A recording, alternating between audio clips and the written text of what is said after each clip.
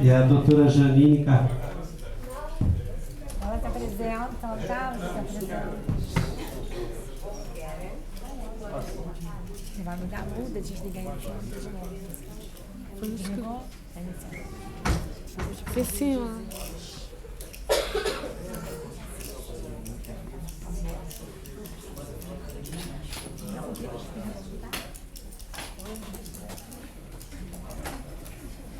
Bom, meu nome é Janine, ela foi tentar consertar ali o microfone. Meu nome é Janine, eu sou dentista, fiz especialização em odontopediatria, depois eu fiz um curso de atualização de capacitação. Na época que eu me formei, eu já tenho bastante tempo formada, não tinha o curso de especialização em paciente especial. Então eu fiz um curso de capacitação no LERJ e fiz depois uma outra especialização em saúde coletiva e atualmente eu faço mestrado aqui na Fernando Figueiredo em saúde da mulher e da criança. E o meu trabalho vai ser sobre serviços odontológicos em pacientes com osteogênese imperfeita. Então por isso me aproximei da osteogênese.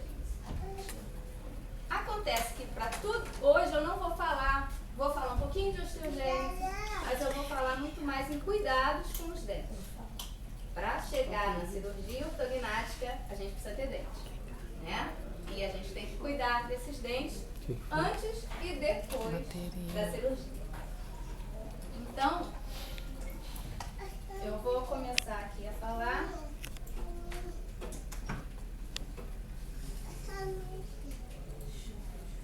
do dente, né? Então, está dando para ver? Tá? Então, o dente, né, ele é formado por camadas, né? Não sei se todo mundo já teve a oportunidade de ver. Então, aquela camada branca, o número 1, é o esmalte, é a parte do dente que todos nós vemos. Abaixo da camada de esmalte tem uma camada de dentina. Abaixo da dentina tem a polpa, que a gente conhece como, que as pessoas conhecem como nervo, né? Quando trata canal, a gente está tirando o nervo do dente, e ali dentro tem o nervo, tem artérias e veias que alimentam o dente. Para segurar o dente no osso tem o ligamento periodontal, que é como se fosse um amortecedor do dente, para o dente não ficar batendo diretamente no osso. Então são linhas e filetes que amortecem, como se fosse um amortecedor de carro, né? Tem a gengiva, que é essa parte vermelhinha, e tem o osso, tá? Então, pra gente pensar quando a gente pensa em dente, a gente pensa nessa estrutura toda aí. O que acontece na dentinogênese é que aquela parte interna, a dentina, é que é afetada, tá? A dentina é formada principalmente por colágeno, é uma matriz colágena que depois é calcificada. Como esse colágeno ele é diferente, essa calcificação se dá de forma diferente. Então, por isso, esse aspecto é escuro, né? Que pode vir do castanho ao cinza. Geralmente, no dente de leite, né? Que a gente fala de dentição decídua, ele é mais acastanhado. E na dentição permanente, ele tende mais para o cinza azulado. Eles são opacos, eles não perdem um pouco o brilho natural dos dentes. E por esse problema da dentina, ele se desgasta rapidamente. Então, o que acontece na dentinogênese?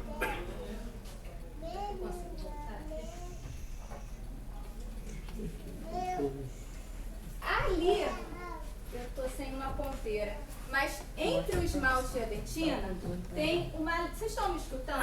Sem microfone? Ah, obrigada. Acho que isso não tem ponteira dele. Não tem, não. Não tá, não? Entre o esmalte e a dentina tem uma junção, que a gente chama de junção amelodentinada. Essa junção na dentinogênese ela é prejudicada. Então, o que acontece? O esmalte, durante a mastigação, que a gente faz força para mastigar com os dentes, esse esmalte ele acaba se vai fraturando, porque a parte da dentina não é normal, ela é mais mole. Então, quando morde, o esmalte não tem apoio, ele quebra. você apoiasse uma, não sei se vocês já tiveram experiência, uma pedra mármore para a gente cimentar, enquanto ela não está presa, se a gente pisa, ela quebra. O esmalte é assim também. Ele é duro, muito duro. Então ele precisa de uma superfície dura para ele aguentar a força. Como ele não tem essa superfície, porque a dentina é diferente, ele fratura. E quando ele começa a se fraturar, ele vai se descolando da dentina. E aí, quando descola da dentina, acho que está dando para ouvir. Quando a gente descola esse esmalte, ele se descola da dentina, a dentina fica exposta. E aí, o que acontece?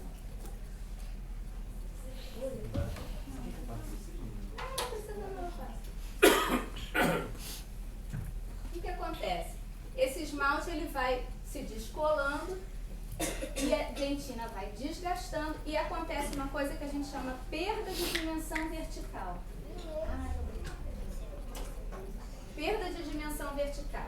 O que é isso? Aquele padrão todo que o Cláudio explicou, de mordida, que tem que ter 1/3 da face, que corresponde àquela linha da mordida da pessoa, isso vai diminuindo. É igual quando a gente vê uma pessoa sem dentes, um adulto sem dentes, a boca não fica assim, murchinha, né? Então, acontece isso. Ele perdeu a dimensão vertical, tá? A ponteira. E essa perda de dimensão vertical acarreta uma porção de problemas, né?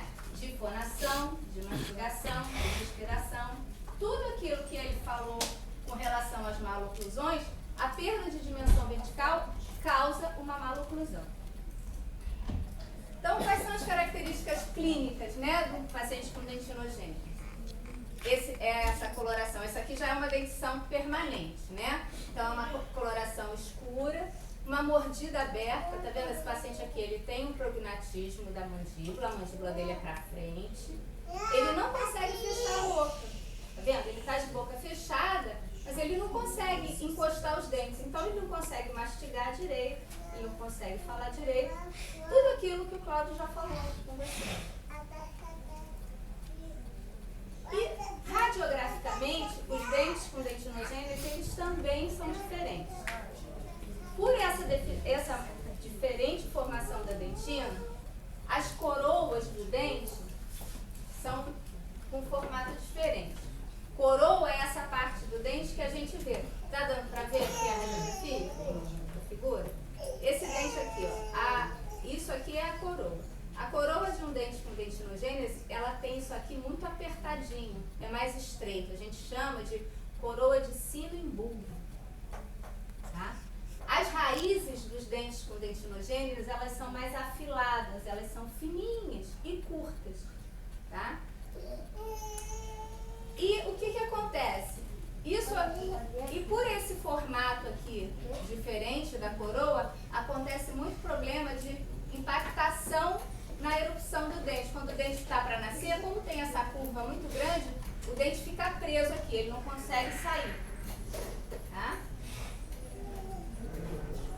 E as maloclusões, que é geralmente pacientes com osteogênese, ele tem um rosto com formato triangular, né? E ele tem uma relação oclusal classe 3, como o Cláudio já falou, mordida cruzada posterior, mordida aberta e mordida cruzada anterior. Não vou me repetir aqui porque o Cláudio já explicou isso super bem, né? Então, aqui, de novo, é uma mordida padrão e aqui, como a maioria dos pacientes a gente encontra. Os pacientes com osteogênese, eles não todos têm dentinogênese imperfeita, né? Vocês sabem disso mais do que eu. Eles não têm dentinogênese, não são todos. Mas os que... Então, mas todos os dentes precisam ser tratados, cuidados, né? Então, qual é o objetivo de um tratamento dentário? Primeiramente, é promover a saúde bucal. Já diz o ditado, né? A saúde começa pela boca. Então, a gente tem que ter dentes saudáveis para a gente poder comer bem, respirar bem, falar bem e até conviver em sociedade. Eu acho que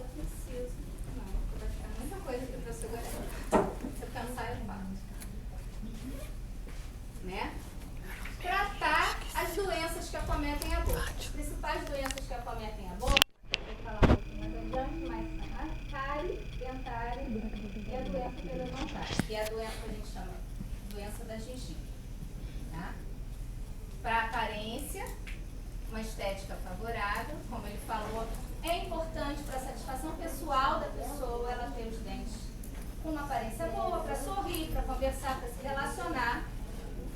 Manter e restabelecer a dimensão vertical. Isso é um problema que acontece muito na dentinogênese, os pacientes com dentinogênese, principalmente na dentição decisa. Os dentes decisos, eles têm uma matriz de colágeno um pouquinho mais afetadas do que os permanentes. Os dentes decisos, eles sofrem muito mais com aquele descolamento do esmalte que eu falei. O dente permanente nem tanto. Então é preciso a gente manter e restabelecer essa dimensão, porque o dente de leite, como muita gente, ao contrário, né, do que muita gente pensa, o dente de leite ele tem uma função. Né? Dente de leite não está lá só para a criancinha ficar bonitinho. Né? As pessoas, não sei se vocês ainda têm essa mentalidade, mas todo mundo fala, dente de leite, vai cair, vai trocar, vai nascer outro, não precisa cuidar. Não é bem assim. Embaixo de cada dente de leite tem um dente permanente. E se aquele dente de leite não estiver ali no local que ele tem que ficar, o dente permanente não vai conseguir sair, porque a perda precoce, né, quando a criança perde novo dente de leite, o dente permanente, os outros ocupam o lugar e aí na hora que ele tem que nascer, ele não tem espaço. Além disso, a criança tem que aprender a falar, e os dentes de leite ajudam na fonação também. Então, a gente pode ver, por experiência, crianças que chupam chupeta, que chupam dedo, que tem aquela mordida aberta, né, que não consegue fechar os dentes, não consegue pronunciar certos fonemas. A chupeta atrapalha. Então, é importante para a fonação. E é importante também.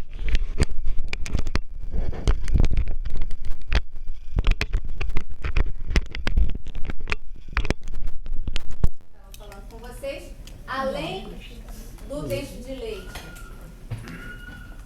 manter o espaço. O tratamento dentário aqui é com relação também àquele problema que eu mostrei na radiografia do dente com dentinogênese ter um formato de coroa.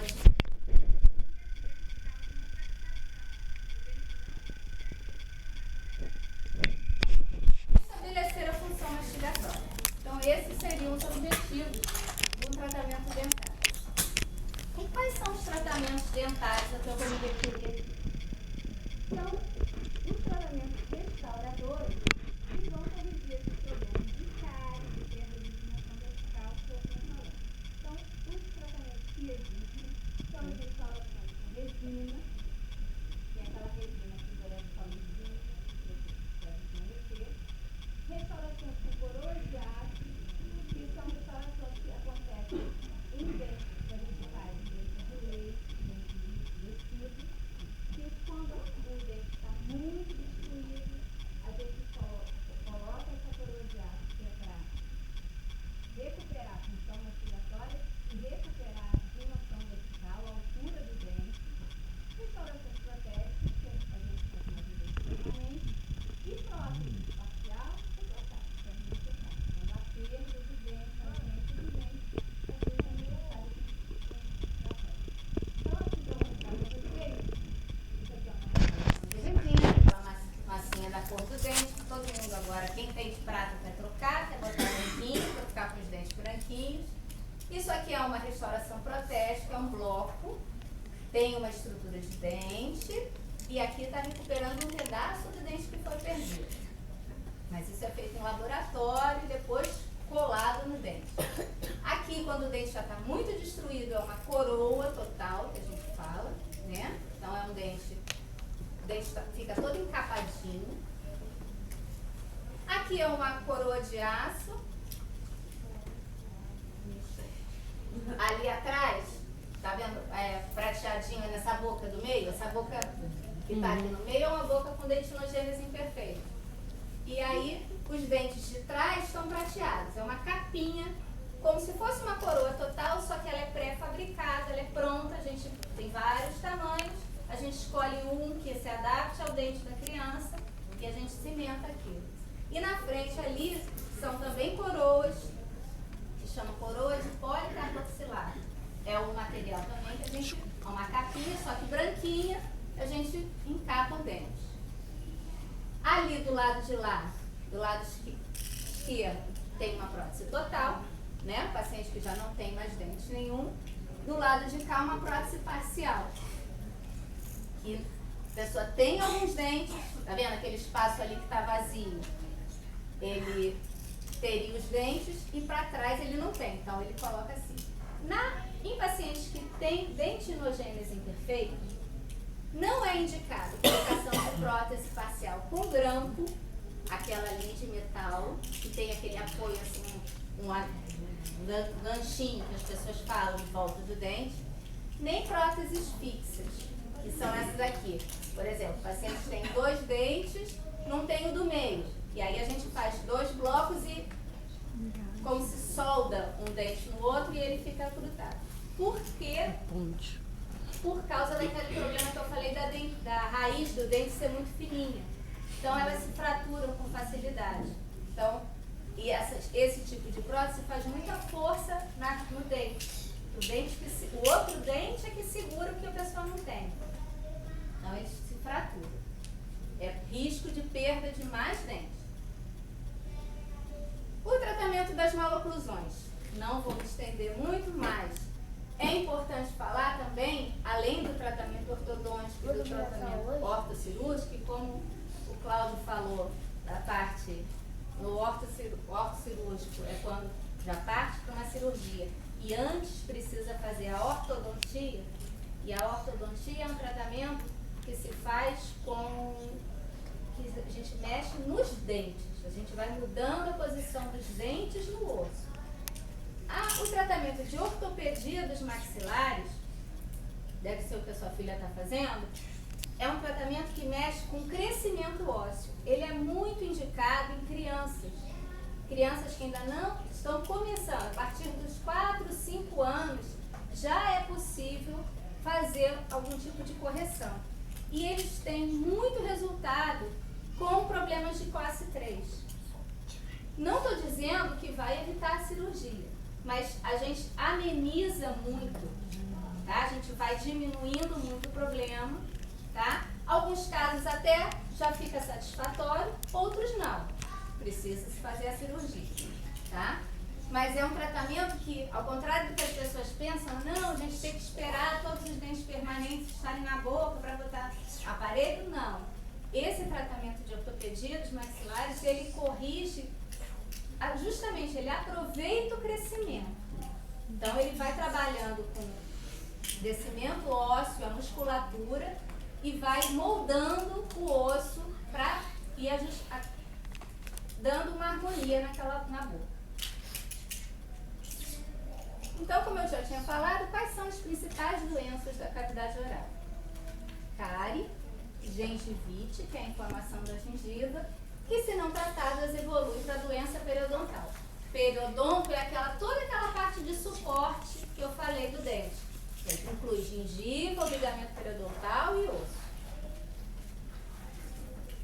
Então, como é que evolui a cárie? Se vocês quiserem me parar, perguntar, vocês fiquem à vontade, tá?